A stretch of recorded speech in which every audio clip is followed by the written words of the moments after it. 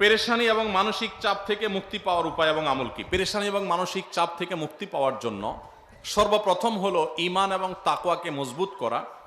আমরা আগেই বলেছি, যার ঈমান যত দুর্বল সে তত তাড়াতাড়ি ডিপ্রেসড হয়ে পড়ে, যার ঈমান যত শক্তিশালী ডিপ্রেশন তাকে তত কম স্পর্শ করে। যত সমস্যাই হোক, আল্লাহ তাআলা আমার সমস্যা দেখবেন, আল্লাহ তাআলা আছেন, তার উপর আমার ভরসা থাকবে, আমার এই সমস্যার একটা সমাধান হবেই হবে, আর কিছু না হোক আখিরাত আমার সামনে পড়ে আছে। ঈমানদার ডিপ্রেসড হয়ে ভেঙে পড়বে, এটা তার সাজে না। এই জন্য ঈমান মজবুত করলে ইনশাআল্লাহ পেরেশানি থেকে আমরা মুক্তি পাবো। আর এছাড়া পেরেশানি থেকে মুক্তি লাভের জন্য দুরুদ এবং ইস্তেগফার এবং দোয়া ইউনুস, তিনটা আমল, দুরুদ, ইস্তেগফার, দোয়া ইউনুস, যে কোনো ডিপ্রেশন থেকে মুক্তির জন্য এগুলো মহৌষধের মতো কাজ করে। আপনি খুব বিপদে আছেন, পেরেশানিতে আছেন, আস্তাগফিরুল্লাহ ওয়া আতুবু ইলাইহি, আল্লাহুম্মা আনতা রাব্বি লা ইলাহা ইল্লা আনতা সাইয়্যিদুল ইস্তিগফার, দুরুদ ইব্রাহিম, ছোট দুরুদ সাল্লাল্লাহু আলাইহি সাল্লাম পড়তে থাকেন অনবরত, লা ইলাহা ইল্লা আনতা সুবহানাকা ইন্নী কুনতু মিনাজ জালিমিন, দোয়া ইউনুস পড়তে থাকেন।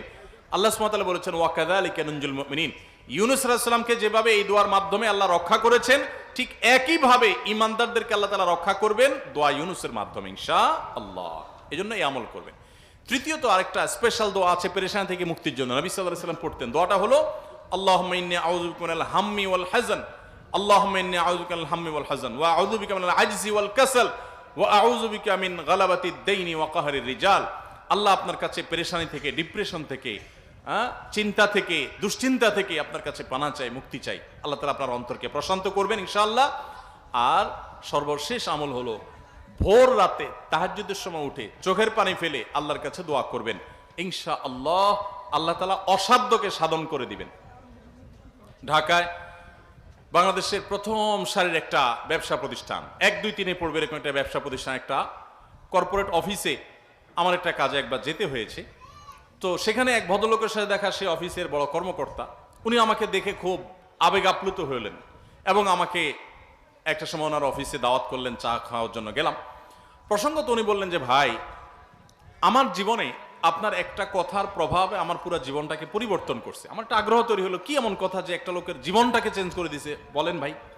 তখন লোকটা আমাকে বললেন যে ভাই, আমার এমন একটা রোগ হয়েছে যে দেশ তো দেশের বাইরে বিভিন্ন চিকিৎসা আমার নেওয়া হয়েছে, বিভিন্ন হসপিটালে আমি ট্রিটমেন্ট নিয়েছি, কিন্তু আমার কোনো সমাধান হয় নাই, কোনো রোগ ভালো হয় নাই।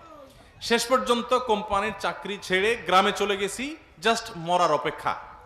কারণ আমার এ রোগ থেকে মুক্তির কোনো উপায় নাই, কষ্টের কোনো শেষ নাই, যে কোনো মুহূর্তে মৃত্যু আসবে, এটার জন্য অপেক্ষা করছি।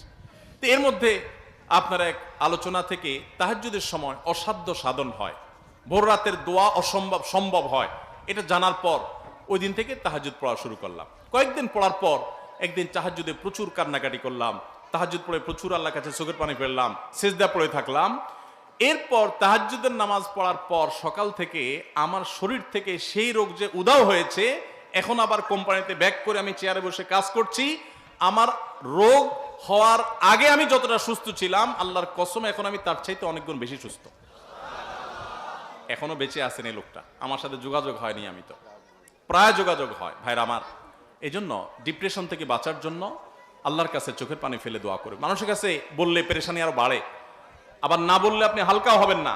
চোখের পানি ফেলে আল্লাহকে মন খুলে বলেন, একাকি কেউ যেন না শুনে, চিৎকার করে করে বলেন। এই যে রমজান আসছে, সারা বছর তাহাজ্জুদ পড়তে পারেন না, কিন্তু রমজানে তো আপনি সারি খেতে উঠেন। সারি খেতে উঠলে ওই টাইমে ভোর রাতে একটু আল্লাহর কাছে দোয়া করেন, এই টাইমে দোয়া কবুল হয়। আল্লাহ তাআলা আমাদের সবাইকে তৌফিক দান করুন।